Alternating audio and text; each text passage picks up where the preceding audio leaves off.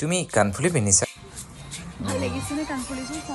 ভাল লাগিছে মোৰ ভাল লাগিছে মানে গোটেই অসমৰে ভাল লাগিব হয় নেকি থ্যাংক ইউ নিজৰ কাম নিজেই কৰা এজন মানুহ মই ভাল তোমাৰ ভিনেগাৰৰ সৰু বটল হ'বনে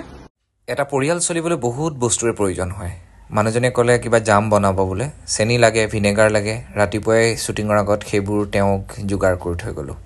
ল'ৰাৰ কাৰণে তেওঁ ইফাল সিফাল কৰা অসুবিধা হয় আৰু ব্লেডো লৈ ল'লোঁ দাড়ি কাটিবৰ কাৰণে এইকেইটা বস্তুতে বহুতকেইটা দাম আধা লিটাৰ মিঠাতেল এনেকৈ কৰি এই চাৰিটা সামগ্ৰীত দাম হৈ গ'ল আপোনাৰ 226 তাৰপিছতে আনিলোঁ আৰু তেওঁ জাম বনাই মোলৈ থৈ দিছিলে এয়া দেখিছে নহয় খুব সুন্দৰকৈ বনাইছে আজিকালি ভাবিছোঁ কিছুমান নিজৰ কাম নিজেই কৰিব লাগে যিহে মূল্য বৃদ্ধি বস্তুৰ যেনে দাড়ি কটা অৱশ্যে মই সময়টো খুব কম পাওঁ কাৰণ ঢেৰ কামৰ লগত জড়িত হৈ থাকোঁ গতিকে দাড়ি কটা ৰখি ৰৈ দাড়ি কটাটো বৰ দিগদাৰ অৱশ্যে এবকলাক গ'ল বাৰু যি নহওক তাৰপিছত ধুনীয়াকৈ মই শ্বুটিঙৰ বাবে ৰেডি হৈ ল'লোঁ আৰু অকণমান এনেকৈ ঔষধ লগাই ল'লোঁ আৰু ঘৰতে ড্ৰেছযোৰ পিন্ধি ল'লোঁ কাৰণ মোৰ ওচৰতে শ্বুটিং আছিল আউটডোৰ মই অফিচত গৈ আকৌ মেকআপ চেকআপ নলওঁ বাহিৰে শ্বুটিঙলৈ যাম আৰু মই খুব ছিনচিয়াৰ মই ৰাতিপুৱাৰ পৰা গোটেই কামবিলাক ধুনীয়াকৈ কৰি লওঁ আৰু খুব মানে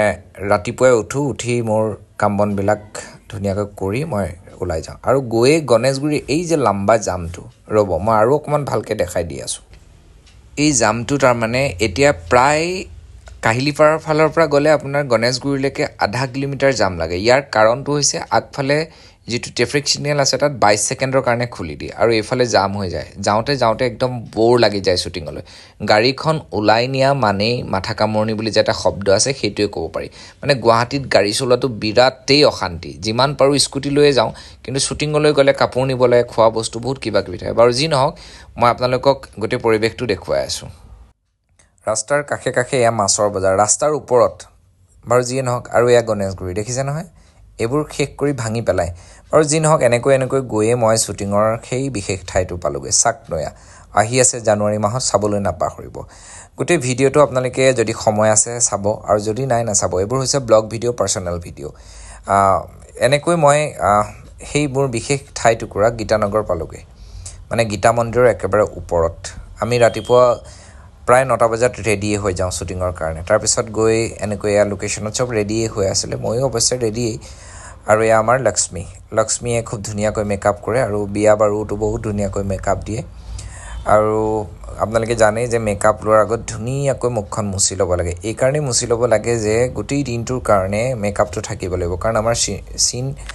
হৈয়ে থাকে মানে শ্বুটিংটো চলিয়ে থাকে গোটেই দিনটোৰ কাৰণে আৰু মাজে টাচ আপ দি দিয়ে তাৰপিছত এনেকৈয়ে শ্বুটিং আমাৰ ষ্টাৰ্ট হৈ যায় কোনোবাই ব্ৰেকফাষ্ট কৰে কোনোবাই মই আকৌ ঘৰতে ধুনীয়াকৈ খাই মেলি যাওঁ মই বাহিৰত বৰ বেছি খোৱাটো এৰিছোঁ গতিকে আপোনালোকে চাকনৈয়াখন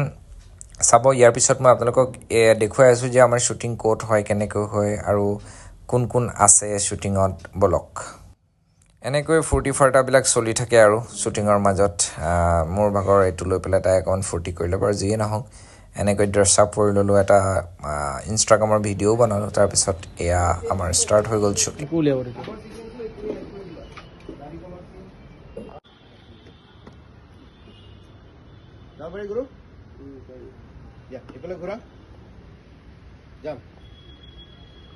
এইফালে ঘূৰা ৰেডি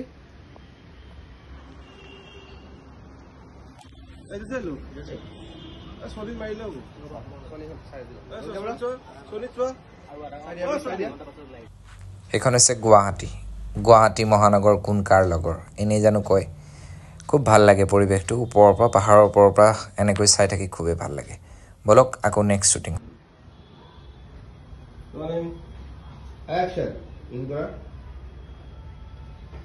পেঞ্চনৰ কিবা খবৰ লৈ আহিছে নেকি